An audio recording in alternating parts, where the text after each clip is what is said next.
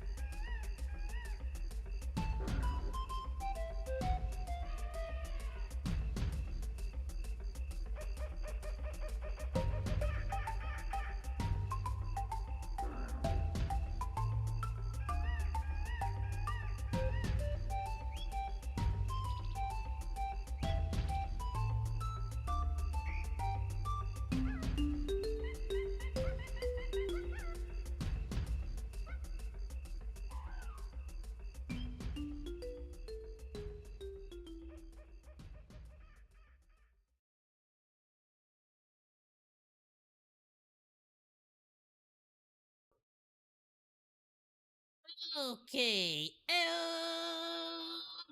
cheese. I hope you're all having yourself a wonderful, fantastic, extra spectacular, and positively amazing day today. Welcome to the treehouse. Welcome to the jungle. We got fun and games. We got waifus on the pillows. Baby, you know it. We're weebs. I couldn't think of something better. Welcome, cheese. Can you tell I'm not great at improv? Alright. Well, welcome everyone. I hope you're all having yourself a wonderful day today. I really have nothing planned today, but I figure we got a bunch of funnies, we got a bunch of cool stuff we can check out, but there is some news, actually, it looks like, right off the bat. Nina Lynn, the,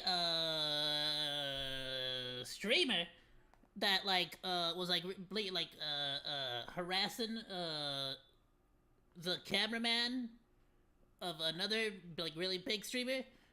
She and like not only like twice basically.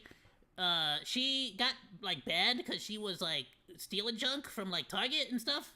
And of course they like everyone sort of already figured it wasn't gonna be permanent, and it looks like we were all correct.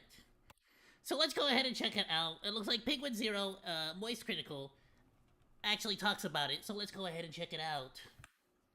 It takes a big man to resist the primal urge to say I told you so when it turns out they were right when everyone was saying they were wrong. I am not that big of a man. I'm only 5'6". I'm fun size, baby. I'm petite. So here's me saying I told you so. 8 days ago I made a video called I Don't Believe It, talking about how everyone was parading around and celebrating that Nina Lynn had been permanently banned on Twitch based on... Wait, is 5'6", 5'7" considered short? Damn. Literally zero evidence whatsoever. No statements from Twitch, no nothing. In fact, Nina herself even said that's not true, but people still said she's full of barnacles, she's definitely permabanned, off nothing but pure hopium and fantasy. I went against the grain saying I don't think that's the case, I don't think Twitch is going to have her permanently banned, but would love to be wrong. Fast forward to right now, turns out I wasn't wrong, she is unbanned and literally streaming this very moment. And if you turn your attention... Yeah, of course. Let's be completely honest. Even when it's essay against a woman, Twitch does not care. They don't give a singular shiz. Look at TwitchCon, right? A prime example. Look at literally every single previous TwitchCon that has happened, and you will see they really don't care about essay. Now, and this is specifically essay towards a man, a male, of course Twitch is gonna care even less. Into her chat, you get a peek inside what Arkham Asylum must look like in the modern age. I cannot imagine, I can't even picture what losers must look like that are spamming W in a Nina Lynn stream. This is sexual assault superstar Nina Lynn, and people are excited to see her content again. Using the term content very loosey-goosey. Yeah, I was gonna say, so, I mean, I haven't really checked out too much of it, but from the sounds of it, and from what I have seen, it seems like most of her content is just her hanging out with a bunch of men in a room, like a bunch of sweaty men in a room, talking shit about, like, other people, or it's her stealing crap from, like, Target. That's about it. There because all she does is go on stream and whine about her haters and how much she doesn't care and actually loves her haters. Stay mad, fuck your mom. And then she'll go out in public with fake bravado and pretending to be all tough. It's just absurd to even imagine someone being entertained with those jingling keys, because basically she just goes out and just says, fuck your mom! And that's it. But maybe they're very excited to shower with money because they're hoping they'll be her next sexual assault victim. Maybe that's what they're sitting their fingers crossed with as they throw dollars out of their wallet at her. A brief lore recap for those that are blissfully unaware of who she is. I genuinely think it's like, absolute, like, at the very least for this particular specific situation, I'm not saying that it's like this for every single streamer, but I feel like, at least specifically in this situation, the vast majority are literally actually just people who are, like, digging her. Like, you know, just gooners. Just people who are totally into her. She I can't is imagine a any other, like... who has on-stream sexually Oh, crap, hold assaulted on. Did we have freaking double audio that whole time? I'm sorry, that must have sounded someone. like... And then turned terrible. it into a joke after the fact, even said that they should be embarrassed to even feel like they got sexually assaulted. She then also stole from Target on stream and then bragged about how much she steals from Target. All of this broadcast on Twitch, mind you. And she hasn't been permanently banned for it. She got 3-week ban in total. So I think it's a pretty clear message from Twitch that they don't take crimes like sexual assault or stealing all that seriously. Though they're willing to turn the other cheek if you're bringing in some viewership and some money to Twitch. A pretty awesome message to be sending to the community, where sexual assault savant Nina Lynn is welcomed back with open arms from Twitch itself, even after unapologetically broadcasting it and then turning the sexual assault event into a joke on her stream, as if it's not a big deal and doesn't matter or anything. But you've really outdone yourself here, Twitch. It's actually unbelievable. There is no clear consistency with the way Twitch enforces their rules. So you can commit serious... Honestly, it feels like the only consistency in Twitch's rule enforcement is that there is absolutely no consistency. It's, rather, you know what, that's not even true. It feels like the consistency tends to be that they lean heavily towards like, pretty much like towards the like, I wouldn't even call them,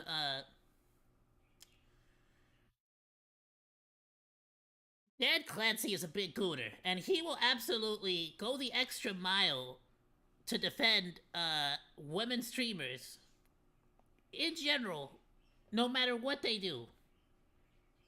Let's be honest. If it wasn't something like simple as this, it was all the way back when bikini streamers and pool streamers were quite literally just, like, spreading their ass cheeks, showing butthole damn near. Like, you could see the brown around the rim of their butthole through the bikini. And that was on Twitch, you know? So it's like, they've always had a soft spot for the ladies. That's always been the case. That'll always continue to be the case.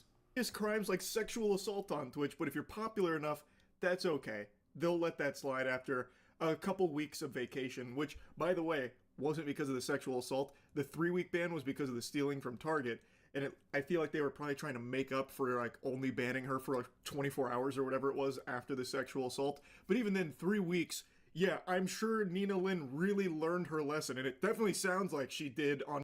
Again, literally any ban that is underneath a month does absolutely nothing. If it's under a month, it is not a real ban. It is literally just a slap on the wrist.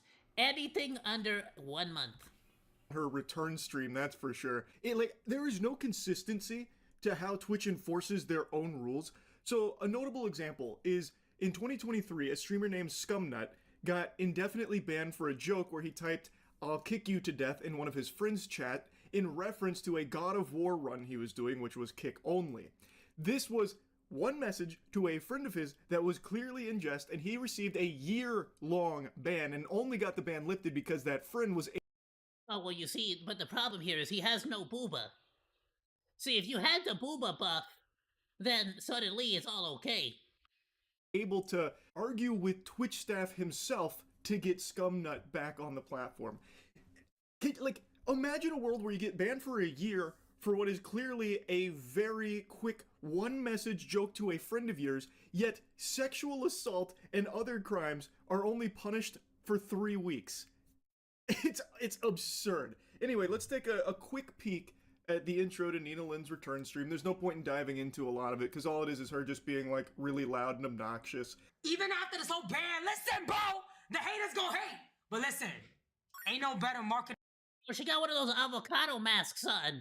Or like with the but she forgot the cucumber eyes. Team than the haters, I'll tell you that right now. Guys, I'm not even joking when I tell you this. Bro, I love it. I love it, bro. I love the support, the hate, the everything, bro. We love all that shit. We love all that shit. Give it to me, bitch. Oh my God. Oh my God. The girl Wonder. The girl Wonder with the 10. I saw you earlier. You was giving out 5s and shit too. Shout out to the girl Wonder, man. Man, she really has the Damn, bro. Honestly, ladies, if you genuinely want to make some bank, voice of an angel and the mouth of a sailor. there are What an incredible gooners combination! for everybody. And she is as loud as a child on Xbox. But you see, there's not a. But you gotta get in there quickly, because if they give all their money away, then oh man, then they got nothing left for you, right? Live. The perfect recipe for incredible success. So much financial gain, even after blatantly sexually assaulting someone. Yes, sir, that's sexual assault superstar Nina Lynn back in action. Hide your cheeks, cause she's coming for him without consent. It's incredible stuff, Twitch. You've really outdone yourself here. What a strong message you're sending. Now, it's not all just her gloating to her haters. She's also doing something really nice this holiday season for some kids, where she's going to be giving them money. So I'm gonna go ahead and play a quick segment there of her maybe turning a new leaf here and doing something nice. Maybe I'm spoiling it. Fuck it, I'ma spoil it. I have some news for y'all. I also have, tomorrow we are giving 120 to 100 orphans or recreational kids that we're gonna be donating money. We got some sponsors on deck. I'm gonna invite you guys on it, but the money is gonna go towards the kids, bro. Really? So you freaking you essay somebody, you go on a freaking like a stealing spree, and you think just like donating some presents is like is just somehow like making up for it all? Really? I'm very proud to say that I've been working on it for a week now. Anyways, that's tomorrow. That's tomorrow, guys. That's tomorrow. We're not gonna worry about that right now. But Christmas is really for the kids. You know what I'm saying? Even though I'm Grinch, I might just dress up like Grinch. Who knows? Sounds very sweet. I'm sure that's coming from a place of genuine care, no doubt. Now, one thing I couldn't help but notice when watching her return Question, stream... is she gonna steal the presents? Is she also gonna go to Target or Walmart to steal the presents as well? Or like how's she gonna procure them? Her chat were very upset she was wearing a mask. So there's some people that were spamming take the mask off. Some of them caps locking, mask off, that kind of thing. There was even one guy multiple times... Well, they can't goon with the mask on. Begging, please take the mask off, and then pleading to mods, make her take the mask off. Which is so incredibly sad. It's like they're just desperate to goon to her or something. That's why they're there. So like when she had the mask on, they were shaking their fists. No! Take the mask off! What That is freaking hilarious, actually, though. Fucking losers. Holy shit. I just had to point that out. I didn't screenshot all of them, and I don't feel like going back through I didn't even and doing notice it. that. But when she had the Grinch mask on, there were people like really upset that there was a mask she was wearing this time around. But anyway. That would be an interesting trend if you just had a bunch of female streamers start wearing a mask and not taking it off no matter what. It's just seeing how many of their fan base get pissed off and leave. Yeah, I think Twitch has made it pretty clear here with this that there is a level of popularity you can achieve where Twitch is more than willing to let pretty much anything slide, including crimes. That's a pretty great message for Twitch to be You sending. don't say. Pretty awesome stuff. I'm not surprised to see this. I'm just pretty upset about it, is all. Next, you're gonna let me know that people allow actual terrorists on the platform as well. Crazy. And I have no doubt Nina Lynn will continue to be very successful because it's not just Twitch that doesn't care. Look at her community. They don't give a fuck. They're spamming W's. There's that one guy who's like, my goat is always doing such nice things in the world. When Nina Lynn's entire brand, personality, and content is around making other people miserable, even going as far as sexually assaulting someone, stealing, threatening to beat up a stranger when they express their discomfort with her behavior in public.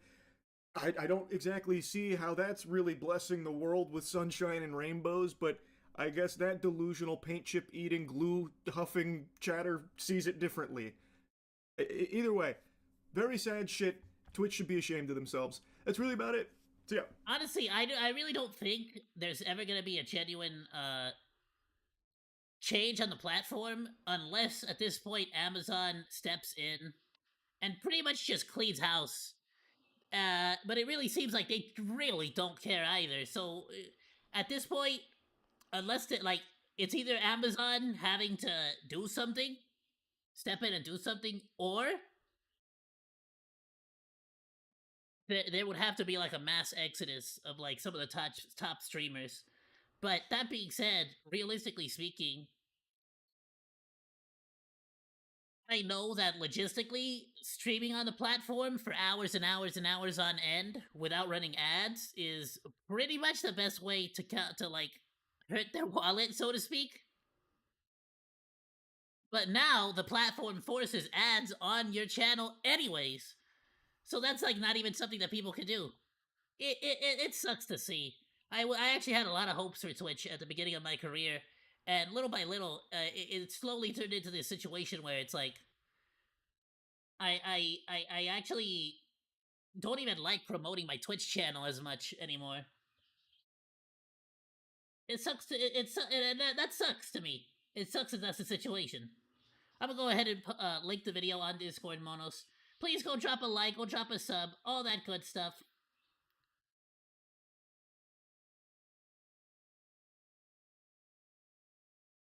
Perfect, there we go. And if you're watching the VOD, it'll be in the description below.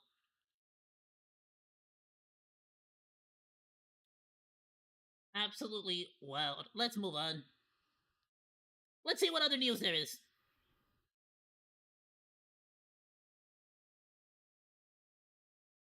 I heard a little bit about this. That's a bit of a long video, though.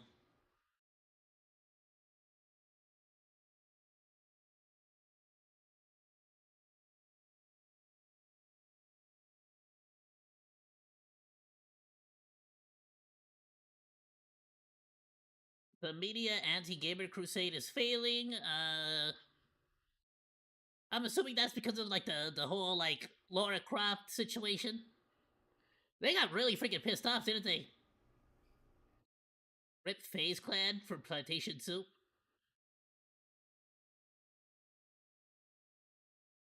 How Navy submarine cooks feed 150 sailors at sea. I mean, I kind of want to check that out. That kind of sounds interesting, doesn't it? Oh, this one sounds insane. TikToker unalives a person while live streaming. The fudge? Alright, we'll check out this one, and then we'll go to the Navy cook. I'm gonna open this one for later. Alright, let's check this one out real quick. I don't know, it was weird, August the Duck. I freaking love August the Duck. Still weird to see his face and not like the duck, but you know, yeah, I mean, it's fine. It's fine. I don't know, it was weird, like, so... It's a bit of a surreal feeling to watch a joke that you've been making for years slowly just completely stop being a joke and begin to like complete its transition into just becoming reality. I feel like it's been a running joke for years for a lot of different content creators that one day we're just gonna see like people killing other people as a form of content. And over these last few years, it has gone from being a lot of joke with a little bit of reality to mostly reality with a little bit of joke. We are unfortunately living in a time where people have started to value the creation of content more than they do another human being's life. Don't really know where the fuck we go from here. 2020 I feel like that started way back when we had the self-unaliving forest. Remember when Logan Paul took a selfie with a corpse, with an actual dead body that was like hung up on the forest? You know what I mean? Like, I feel like we've been way past that point for a while now. 5 has definitely been one of the years of all time. And I feel like as we bring this year to a close, one thing has become abundantly clear. It's something that I feel like has been a pretty hot topic throughout the entire year. It's also something that I feel like should be unbelievably fucking obvious to anybody with a functioning brain, but I mean, as you get deeper and deeper into the streaming world, that does become a rarity, so I guess I'm not that surprised. If 2025 has taught us anything, it's that any streaming platform and any streamer should be held criminally liable if they are either allowing or engaging in streaming while driving. The amount of shit that has happened this year because dumbass streamers can't stop reading chat or can't get the camera out of their face for 5 minutes is absurd. People have I genuinely, yeah, at this point, I genuinely think that any laws that apply to texting while driving, being on the phone while driving, should apply to streaming while driving, if not worse. Lost their lives this year because streaming has just become that invasive. And what we're talking about today is a very important reminder of this fact. About a month and a half ago, a TikToker named Tea Time allegedly struck and killed a pedestrian while she was driving because she was distracted by doing a TikTok live stream. Now, the word allegedly is doing a whole lot of heavy lifting there, and I'm only saying it because she hasn't been convicted of anything yet, but I mean, you can literally go watch the video where she hits the guy and says, fuck, fuck, fuck, I just hit somebody. Now, this is one of those cases where if you haven't heard anything about this lady yet, every single thing you will learn about this situation somehow makes it worse. And I feel like it just really goes to show the kind of people who do stuff like this, and also why it's so important that streaming platforms start cracking down on this shit. Bro, it's like the amount of people that lose their life on a daily basis to people who just get distracted while driving. Hell, the amount of people who get into accidents where it's not even their fault. It's just like, I don't know, a freaking pothole in the road. Something is already insane enough as it is.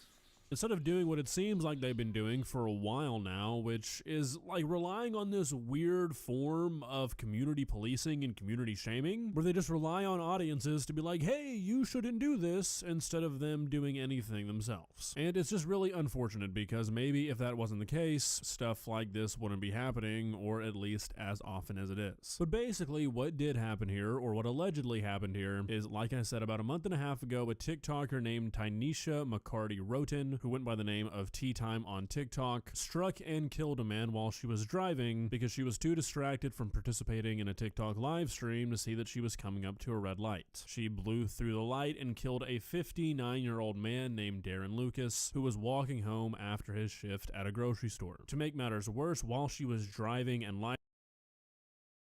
Oh, he was 60! He was about to, bro never even got a chance to use his, like, senior citizen, like, benefits and stuff. You know, like, because 60 years old is, like, that, like, here in California, at least, is, like, you know, you go to the movies, the senior citizen discount is 60 and above, you know, that kind of stuff. Bro never freaking got, like, you really just, like, took him out. Streaming at the Didn't same even time. let him get she to had the an big 8-year-old 6-0, child in huh? the back seats. I couldn't find anything that confirmed nor denied that it was her own kid. Either way, doesn't make it any better. And while she didn't— Bro, imagine being 59 years old, you still, like, working at a grocery store, you gotta walk home.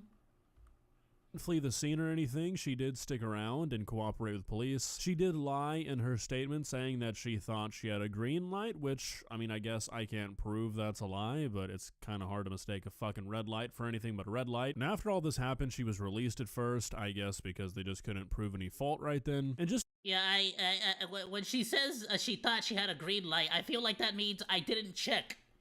Right? Like, what else? How the hell do you mistake a light? It's freaking green and red. Are you colorblind? In which case, you shouldn't have a license. a few days after killing a man because she was doing a fucking TikTok live stream behind the wheel, she was back on TikTok live begging her followers for donations because she wanted to take a, quote, mental leave from content creation. Yeah, so I wasn't joking when I said that every single piece of information about this situation somehow— So she murders a man, and then goes to beg for money because she freaking murders him. Okay, What got makes it. it worse, and also makes the fact that a person like this actually exists even more infuriating. Now, from what I can tell, from a combination of police going through like local surveillance video and also people sending in clips of the live stream where the man was hit, they were obviously able to determine faults, and a warrant was put out for this lady's arrest with charges of reckless homicide and aggravated use of an electronic communication device. And then the cherry on the shit sundae here, according to police on the scene, once officers arrived at her house to serve this warrant, she was seen trying to leave her house with several packed bags. Oh, So she not was trying only to flee. Good, get her, put her in jail. did this piece of Straight shit to take jail. somebody's life because they figured that TikTok was more important than a human being's life. It also seems like they were going to try to flee to get away with it. Now, like I said, she's been charged with reckless homicide and aggravated use of an electronic communication device, which, from what I've been able to find in her jurisdiction, carries a maximum sentence together of about 10 years. More realistically, though, she's probably going to end up getting like 2 to 5, which is fucking... Yeah, people always look at the maximum when that's just not realistic. You need to look at the minimum. You need to start off with the minimum. Never look at the maximum sentencing. Nobody ever gives the maximum sentencing. That's not how that works. Absurd, I feel like, but you know, that's our justice system. And shit like this seems to be becoming our streaming world. I mean, literally, as I'm sitting down to film this, a clip of that fucking like looks-maxing loser Clavicular just went viral of him running over a guy with... I actually wanted to talk about it. That's the video we just saw. If August the Duck doesn't go over this, we will watch the OzDaMonke video on it.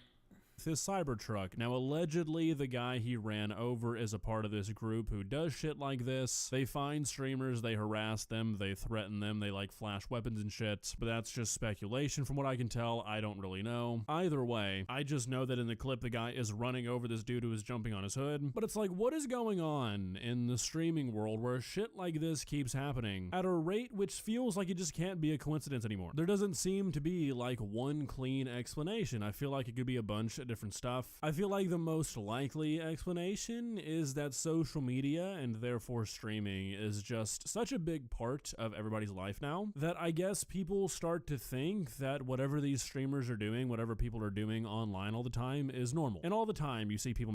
Not only that, but I feel like all of these people clearly see that absolutely no consequences come about from people screwing around online. Even if people end up getting charged, go to jail, all this other stuff, there's always that like mentality of like, well, I just won't get caught. I won't do this. I won't do that. It won't be me type of deal. And honestly, what needs to happen realistically is that we need to start seeing actual harsh punishments, bans, bare minimum from the platforms, because if these idiots, we know that taking someone's life isn't that important to them. The only thing that matters to them or is important to them is freaking, their content. So if we can like actually put some bans on them, if we can actually kick them off the platform so that they aren't putting them and other people's lives in danger, that's realistically the only freaking way to actually make a genuine difference. Otherwise, it's just wasting our time. It's just like nobody, like they're not gonna take it seriously. And yeah, you might think, well, that's stupid, right? Well, the real consequences are going to jail. They don't think like that.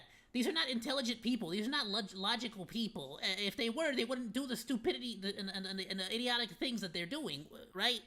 So don't try to use logic and intelligence with these people. That's not how it works. These morons value their TikTok, their Twitch, their YouTube far more than they value anything else.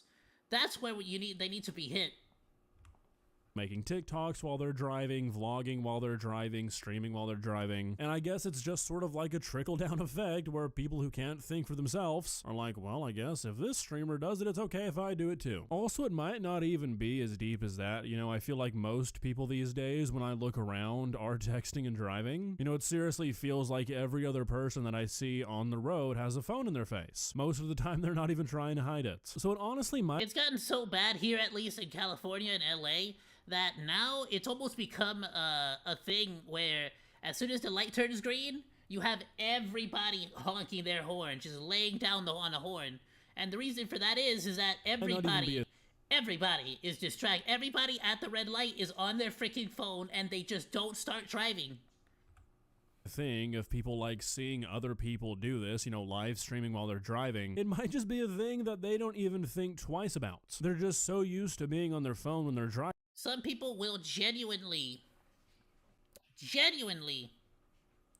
leave a, like, stay at the green light for like half of the light and then finally realize that they have to go and they'll go.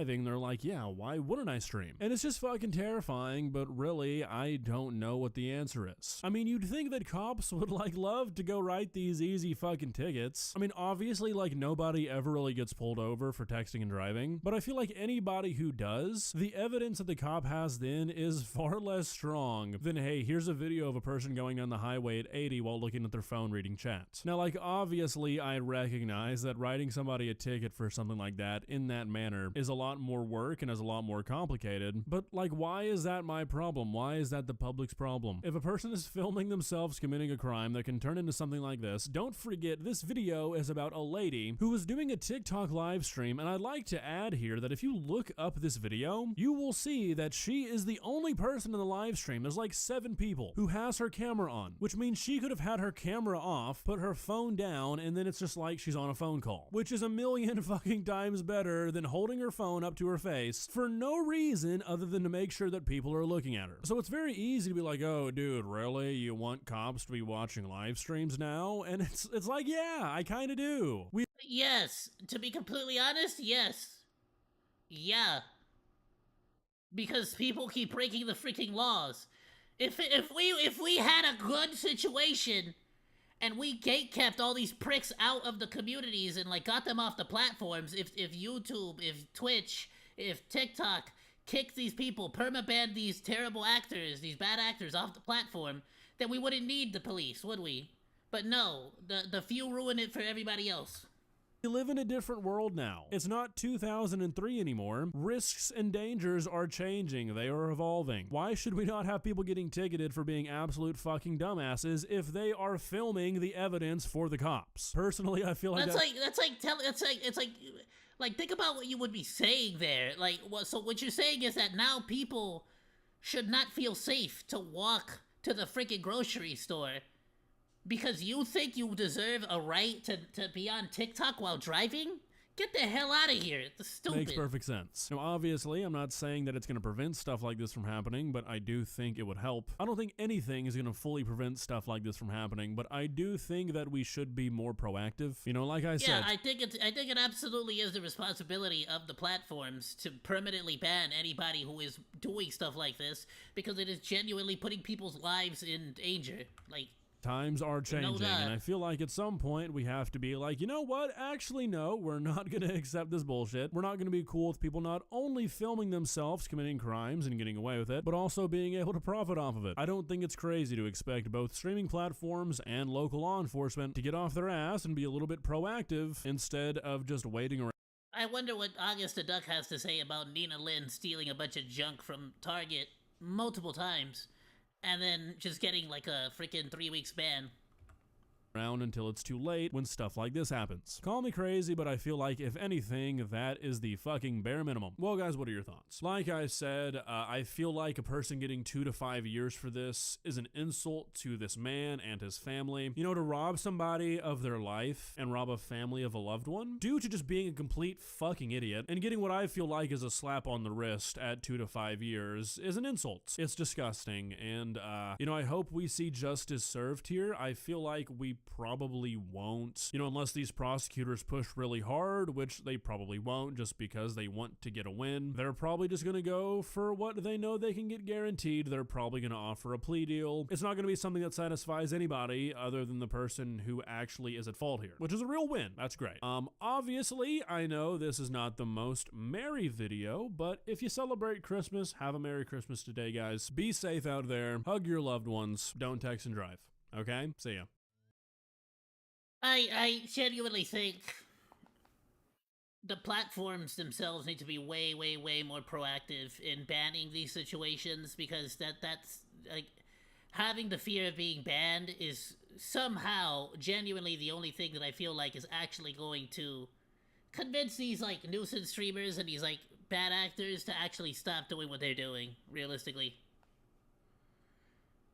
And until then, we're just gonna keep seeing sad stories like this. Honestly, it's only gonna pile up. Like, it's not gonna stop.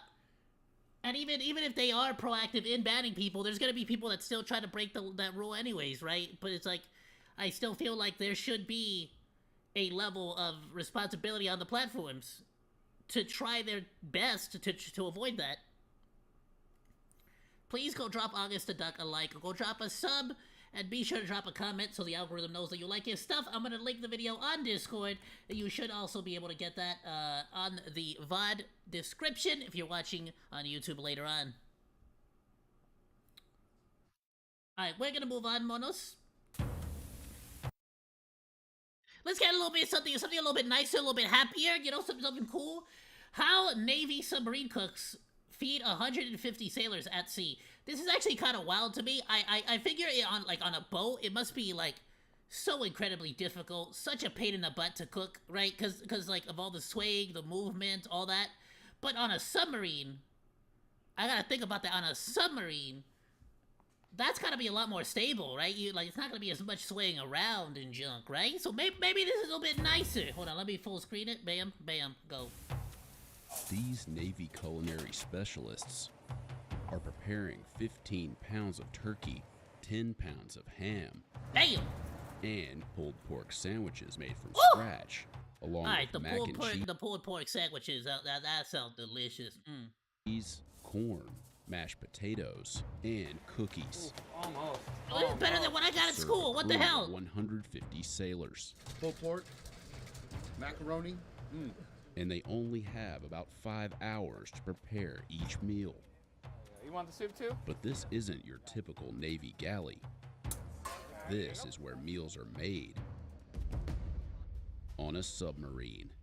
In classified locations deep at sea, the crew of the nuclear-powered USS South Dakota works around the clock to monitor Emergency ship, making depth 155 feet, pilot eye. and potentially So do they got like, is there like a 1 month, once a month type of deal where they're like, hey, we came to bring you your shipment of turkey legs? Like, how does that work? engage with foreign threats. We're tasked to go do something, and we go do it. Or do they just For up got to like 9 months, years and they years? work. I could like, there has to be enough space to store like a freezer just to store like years worth of food, right? I wonder how long one submarine can go without any outside help whatsoever, like of any kind. Food, water, gasoline. I don't know if they use gasoline, right? It might be diesel, but like whatever. And live within the tight confines of their windowless ship, where every role is critical to the mission's success. Among them are the culinary specialists. These crew members have an essential Well, I've been responsibility, wanting to make cookies for a minute now. I gotta go get me some. I'm gonna make me some cookies. feeding up to 150 sailors and fueling them for the challenges that lie ahead. We are essentially the morale of the fleet. If our morale's low, their morale's gonna be low. And you can usually taste it in the food. You know what? It's still a little bit holiday, it's still a little festive. I'm gonna leave Paduro going on until the end of December at least. Yeah. Business Insider spent 2 days aboard the USS South Dakota while it lay in port at Naval Submarine Base New London in Groton, Connecticut. Observing So I just culinary looked over and I'm like, oh, I missed the Paduro. It was really cool having the Paduro there. specialists I'm like, I want it. preparing breakfast, lunch, and dinner for the crew. The USS South Dakota is a Virginia-class submarine. Specifically, it's a Block 3, meaning it has a few more capabilities and a few more modifications than the regular Virginia-class submarines. And the ship is manned 24 hours a day, 7 days a week while we're in port for security reasons. While some off-duty crew members go home to see their families, those on board rely on the meals prepared by the culinary specialists. It might not be everyone all at once, but I'm going to feed everyone. So if I have 150 people on board, I'm going to feed 150 people pretty much almost every meal. Because the USS South Dakota Damn, that means he needs to make 400 Well, no, like, what would that be? Wait, how many meals a day do the freaking do they eat? Actually, now that I think about it, Is a nuclear-powered submarine. because wouldn't they have like rotations throughout the 24 hours? So I was gonna, so what? It wouldn't be 3 meals, right? Or would it be only 3 meals? Like, I can't imagine everybody goes to sleep at 8 o'clock. I mean, I got like 9, 10, 11 o'clock, right? There has to be like soldiers that are like switching out. Do they also switch out how many meals? Or would it be 6 meals or 3 meals? Its time at sea is limited only by the amount of food it can carry. About 2 weeks in. Because that's like 450 meals if it's only 3, right? At 150. So how like? Fresh food. That's the unfortunate reality of it. So we have some food in the outboards. We have food in every locker imaginable. If there's space available and we can kind of quickly put food up there and maybe ratchet strap it down, we'll take that opportunity to do that. Fully stocked. Okay, I imagine. So they really like take every possible corner to put food in there, and they got a freezer. Okay, cool. Walk-in freezer. Sub carries about 90 days worth of food. The strategy for keeping fresh food aboard 90 days worth of food. Okay, so bare minimum, a submarine can go on for 90 days. I'm sure if they ration it out, right, they could go for even further. Or if they go into, like, emergency rations and stuff. submarine is you just accept when you run out of fresh food. And the second you get an opportunity to get more fresh food on, you take that opportunity. So today for dinner we're having Thanksgiving. So we're having turkey. So that's basically, so not necessarily peak efficiency, right? Like what they're explaining is like if they got like the emergency rations, they got the MREs, all that stuff. They probably have stockpiles as well. But fresh food, 90 days, not bad. You know, all things considered, realistically. Mashed potatoes, gravy, hot rolls for our bread. So this right here is essentially my menu, the actual name for the food preparation worksheet. But layman's terms, this is essentially my menu. This tells me everything that I'm having for breakfast, lunch, and dinner. Today, Petty Officer CSS Wesley Whitson is preparing 10 pounds of ham and 15 pounds of turkey. Because the turkey itself, I'm gonna have to actually like. Well, I feel like it's one of those things that I've always like I don't know why I want to know this, but I've always been curious. Like, how do they measure out perfectly? Like to make, like, I wonder if there's ever any leftovers, you know, or like is it perfectly measured out? Cut up a little bit, you know, throw some seasoning on. With the ham, I literally just unwrap it, throw it in the pan, wrap it up, call it a day. So that I can do real quick. So yeah, so that's good with that. And then realistically, a lot of these hams are cured, so like it's already heavily seasoned. It's already good to go. You really do just gotta freaking put it in the oven. Yeah, I'm just gonna throw it in the oven, and then I'm just gonna let it bake out. So really easy, nothing too crazy, and done. Yay! One less thing I gotta worry about. Okay. Manning for us is supposed to be roughly about like 7 or 8. I don't have that right now, so I'm working with what I got. But because there's only so few of us, not only are we essentially manager, but I'm also the cook. I am the guy that has to make it.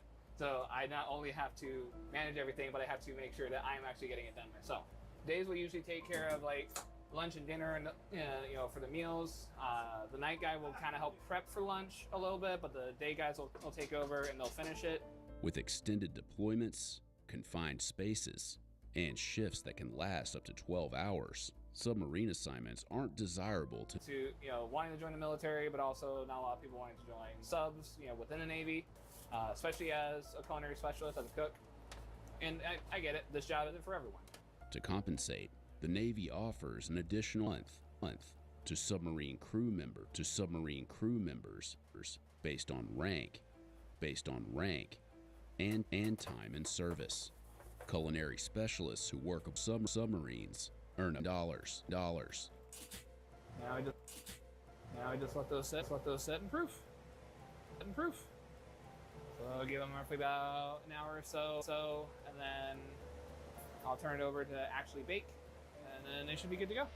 So not only am I the galley watch captain, but I am also and to maximize the amount that we have on board. So actually in all of these for myself, this is like, you gotta look at some of this stuff for like intelligent storage, maximize space. Items like that, we'll have soy sauce in those, we'll have seasoning in these outboard ones. Yeah. Smokers? Yeah, so we got bags of soup in there. So I am the supply officer Chop on board. It's funny because my whole family, everyone in my family distrusts canned food. I don't know why, but there's like a huge... interestingly enough, right? It might be because of all the video games I play. Fallout First and making sure those are actually put in the front. When the guys need to get all something those out of like 1950s. they're going to go in a cold area like this area is below freezing most time. Right now it's negative 3.9 degrees. We operate off of a 28-day cycle menu. We'll have the same meals every 28 days. Having pizza for dinner, then you know it's a Saturday. So it helps the crew kind of keep their own pace and honestly helps them pass the time. If you're like, oh wow, this is the second time we've had pizza this It's like a recipe book for the U.S. like for the foods that they eat. Internet, cell service, or access to the outside world other than mission-critical communication for breakfast. As breakfast comes to an end,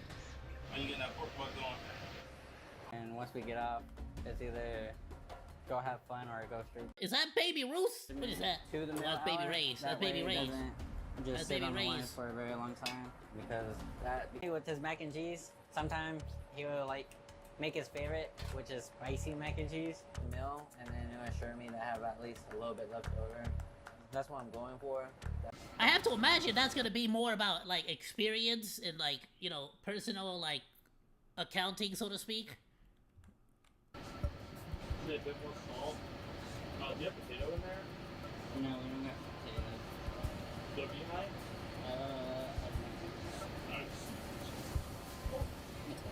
Please do not put all that in there. No, I won't. I'll leave that up to you if you want to add some. But it's definitely on the thinner side. Yeah, I can do like a little more salt, but it should be good. as the lunch hour nears, the wardroom is prepared, a space designated for the ship's officers. There's significantly less officers on board a submarine than there are enlisted, so they get their own room. For lunch today, we have pulled pork, mac and cheese, cauliflower, and green beans. Great, thank you. Typically, I genuinely would love to see a full walkthrough of like a submarine. To just like or like damn like, you know, like even just going into one myself would be amazing. Like sort of having like I wonder there probably is like a museum somewhere where they have a full submarine you can walk through, right? I have to imagine. used for work, relaxation, and socializing. The wardroom becomes a dining room during meal times. For the officers, this is their place to come and eat. The family style meal serving that happens in the wardroom is very history rich. While the dinner service is a privilege for the officers aboard, it's not uncommon for them to join the crew in the crew's mess. Pulled pork, macaroni. And that's when you put them together. Got to. Sour spoke. Mac and cheese is always the bomb. I love pulled pork.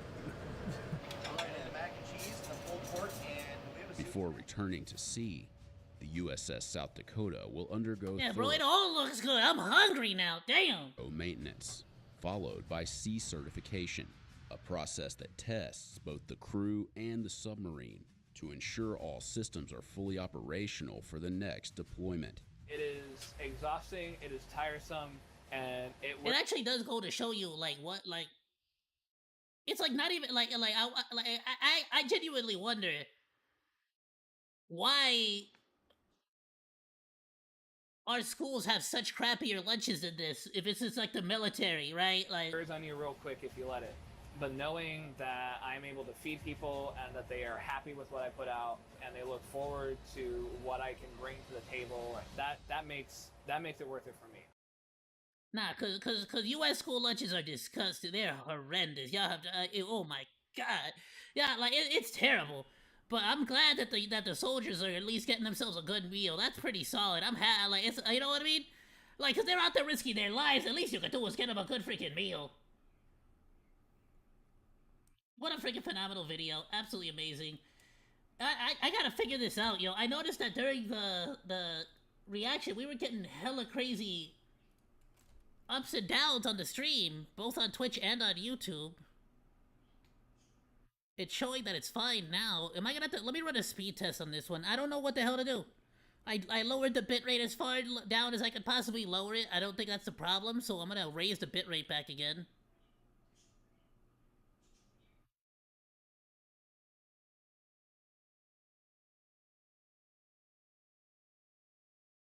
Yeah, my internet is still fast as all get out. We're freaking good.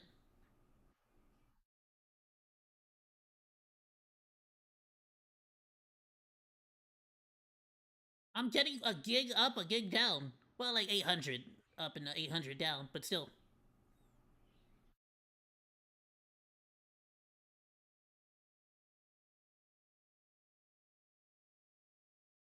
Now it's saying it's excellent. The connection is excellent. Great.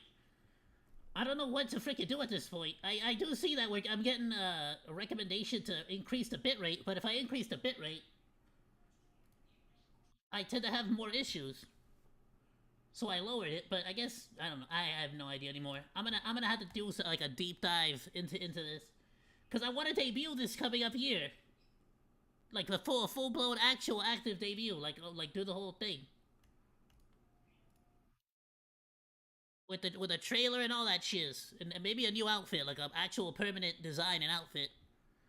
But I wanted to get like a full model done, like with a working full tail, you know, and all that good stuff. But you know, it is what it is. It says it says we got good internet right now. It's stable, but if we do run into any more issues, I might. We shall see.